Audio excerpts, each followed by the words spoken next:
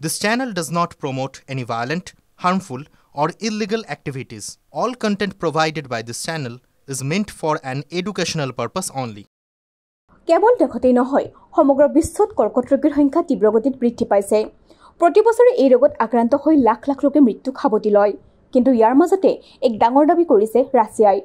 দেশখনৰ বিজ্ঞানীসকলে দাবী কৰিছে যে ভেকচিনৰ দ্বাৰা নিৰাময় হ'ব কৰ্কট ৰোগ। তেওঁলোকে এই ভেকচিন প্ৰস্তুত কৰিছে। ফেডাৰেল মেডিকেল এণ্ড বায়'লজিকেল এজেন্সিয়ে জনোৱা মতে এই নতুন ভেকচিন এতিয়া ক্লিনিকেল ব্যৱহাৰৰ বাবে সাজু হৈছে।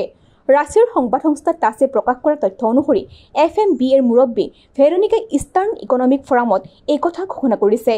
এই ভেকচিনৰ নাম এণ্টেৰোমিক্স ভেকচিন। বৈজ্ঞানিকসকলে দাবী কৰা অনুসৰি এই ভেকচিন পৰীক্ষামূলকভাৱে 100% ফলপ্ৰসূ। mRNA প্ৰযুক্তিৰ ভিত্তিত এই ভেকচিন প্ৰস্তুত কৰা হৈছে। এই প্ৰযুক্তি কিছুমান COVID-19 ভেকচিনতো ব্যৱহাৰ কৰা হৈছিল। mRNA ভেকচিনে কোষক কেঞ্চাৰ কোষৰ বিৰুদ্ধে প্ৰতিৰোধ ক্ষমতা সৃষ্টি কৰা প্ৰটিন উৎপাদন কৰাত সহায় কৰে। প্ৰতিবেদনত আৰু কয় কেইবছৰ ধৰি চলা গৱেষণাৰ অন্তত এই ভেকচিন প্ৰস্তুত কৰি উলিওৱা হৈছে। ইয়াক 3 বছৰ প্ৰি ক্লিনিকেল ট্ৰায়েলত ৰাখিবলগীয়া হৈছিল। এই সময়ছোৱাত দেখা যায় যে এই ভেকচিনৰ কেইবাটা ড'জ লোৱাও নিৰাপদ। ইয়াৰ উপৰি ই ফলপ্ৰসূ। কিছুমান ক্ষেত্ৰত টিউমাৰৰ আকাৰ 60 পৰা 80% ই হ্ৰাস কৰিব পাৰে। এই ভেকচিনৰ লক্ষ্য হৈছে কলৰেক্টেল কেঞ্চাৰৰ বিৰুদ্ধে যুঁজ দিয়া। চৰকাৰী অনুমোদন লাভ কৰাৰ পাছতে এই ভেকচিন ব্যৱহাৰ কৰা হ'ব।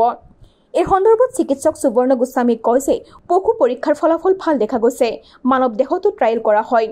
এই সময়ছোৱাত 84জন স্বেচ্ছাসেৱকলৈ এই পৰীক্ষা কৰা হৈছিল। তাতো 100% সফলতা দেখা গৈছিল। প্ৰথম পৰ্যায়ত কোনো পাৰ্শ্বক্ৰিয়া দেখা নাই। ৰাছিয়াৰ বিজ্ঞানীসকলৰ এই দাবী যদি সঁচা হয় তেন্তে এতিয়া ভেকচিনৰ দ্বাৰা কেঞ্চাৰ ৰোগ আৰোগ্য হ'ব। নিউজ ডেস্ক ৰিপৰ্ট টিভি9 আছাম ডিজিটেল।